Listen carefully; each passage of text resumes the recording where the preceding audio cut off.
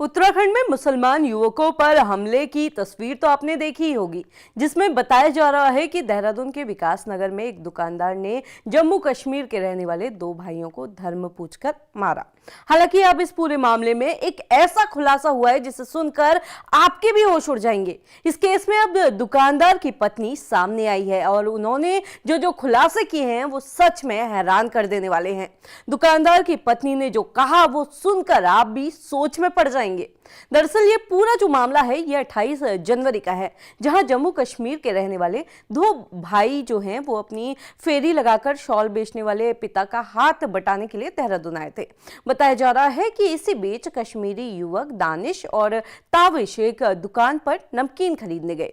युवकों की माने तो इसी बीच दुकानदार संजय यादव ने इनसे पूछा कि कहां से हो आप लोग, और जब उन्होंने बताया कि वो कश्मीर से हैं तो फिर दुकानदार ने उनका नाम पूछा। युवकों के मुताबिक नाम बताने के बाद उनके साथ दुकानदार ने गाली गलौज की और मारपीट करनी शुरू कर दी, जिसकी तस्वीरें आप सोशल मीडिया पर देख ही रहे होंगे। इस मामले में पुलिस ने भी फुर्ती दिखाते हुए दुकानदार को गिरफ्तार कर जेल भेज दिया है। हालांकि अब इस मामले में एक नया मोड़ सामने आया है। जेल गए दुकानदार की पत्नी अब मीडिया के सामने आई और उन्होंने जो खुलासे किए उसने इस केस को पूरी तरह से पलट के रख दिया। महिला ने पुलिस को दी गई अपनी शिकायत में कहा कि उन दोनों युवकों ने सबसे पहले उस महिला के साथ अभद्र व्यवहार किया। महिला की माने तो दोनों युवकों ने पहले महिला का हाथ पकड़ा, उसे गंदे इशारे किए, अश्लील टिप्पणियां भी की। इसी के चलते उनके पति आक्रोशित हो गए और उन्होंने युवकों के साथ झगड़ा किया और बाद में जो ये बात थी ये हाथापाई तक पहुंच गई। अब इसी बीच सोशल मीडिया पर खुद को इस मामले का चश्मदीद बताने वाले एक शख्स का कमेंट भी खूब वायरल हो रहा है। पंकज राणा नाम के इस शख्स ने लिखा है कि यह घटना मेरी आंखों के सामने हुई है।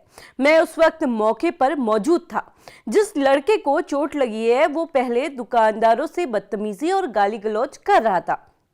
उसे समझाने की कोशिश भी की गई, लेकिन वो और ज्यादा उग्र हो गया, जिसके बाद दुकानदार और उसकी आपसी कहासुनी बड़ी और झड़प हो गई। इस शख्स ने यह भी लिखा है कि यह घटना किसी भी धर्म जाति से जुड़ी नहीं है। फिलहाल इस मामले ने सोशल मीडिया पर खूब तूफान मचाया हुआ है। सोशल मीडिया पर जंग छिड़ चुकी है। कुछ लोग कश्मीरी युवकों के हक में हैं तो कुछ दुकानदार के परिवार के साथ खड़े हैं।